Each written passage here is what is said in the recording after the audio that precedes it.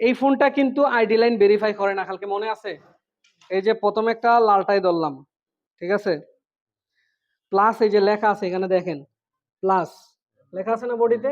এখন ধরেন এখানে লেখা নাই, কিভাবে বুঝবেন? কার মাথায় কাজ করে বলুন তো?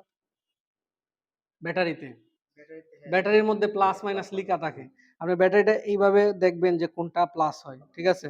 এখন বলছিলাম এই যে বোর্ডের যে স্টিলগুলো কিন্তু গ্রাউন্ড, আপনি গ্রাউন্ডটা এই জায়গায়ও ধরতে পারবেন এই পিনটায়, আবার বডির মধ্যেও ধরতে পারবেন, ফোন চালু হবে।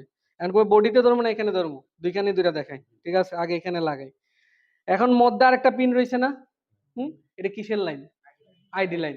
কিন্তু বলছিলাম যে কিছু ফোনে আছে মানে ব্যাটনের বেশিরভাগ ফোনে আইডি লাইন ভেরিফাই করে না, মানে সিপিইউ দেখে না, এটা দরকার নাই, এমনি চালু হইব।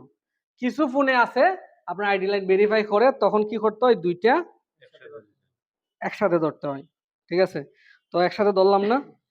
আচ্ছা দেখেন, আমি এই যে দেখেন একটা এম্পিয়ার কিন্তু আপ ডাউন করতেছে, ঠিক আছে, এটা কিন্তু লিকেজ। এটা কি লিকেজ? এই ফোনটা যদি কোনো কাস্টমার 100% চার্জ রেখে তৈয়া কালকে, আজকে তৈয়া গেছে, কালকে এসে দেখবো কিছু কমে গেছে। কারণ কিসের জন্য?